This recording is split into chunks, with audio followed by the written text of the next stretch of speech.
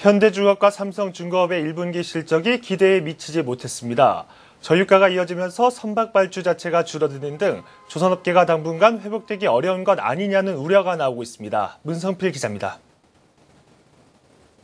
현대중공업의 올해 1분기 매출액은 지난해 같은 기간보다 9.6% 감소한 12조 2천억 원, 영업 손실은 1,900억 원을 기록했습니다. 권오갑 사장 취임 후 추진해온 구조조정에 따른 퇴직비 1,600억 원이 반영되면서 적자 폭이 커졌습니다. 여기에 선박 제조가 지연되면서 추가 비용이 발생한 부분도 부담으로 작용했습니다. 현대중공업은 지난 3월 말 기준 수주 잔량에서 대우조선해양과 삼성중공업에 뒤진 3위를 기록하는 등 올 한 해 어려움이 예상됩니다. 삼성중공업 역시 올해 시작부터 경영활동에 적색불이 켜졌습니다. 삼성중공업의 올해 1분기 매출액은 2조 6천억 원, 매출이 지난해 같은 기간보다 23.9%나 줄면서 8천억 원 넘게 하락했습니다. 저유가 등의 영향으로 드릴십 등 고부가가치 선박의 발주가 줄어든 것이 발목을 잡았습니다.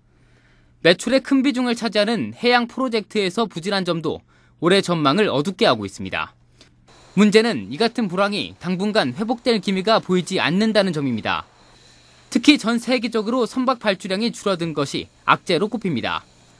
클락슨에 따르면 지난 1분기 전 세계에서 발주된 선박은 모두 560만 CGT로 지난해 같은 기간보다 절반 가까이 줄었습니다.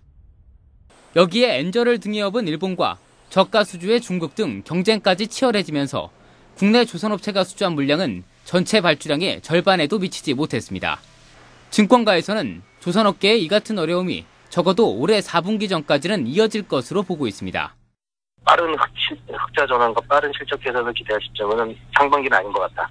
4분기 정도는 돼야 저희가 개선을 기대할 수 있을 정도가 되지 않을까 싶습니다. 조선업계의 어려움이 당분간 지속될지 아니면 예상을 뒤엎고 반등의 기회를 찾을지 시장의 관심이 몰리고 있습니다. 한국경제TV 문성필입니다.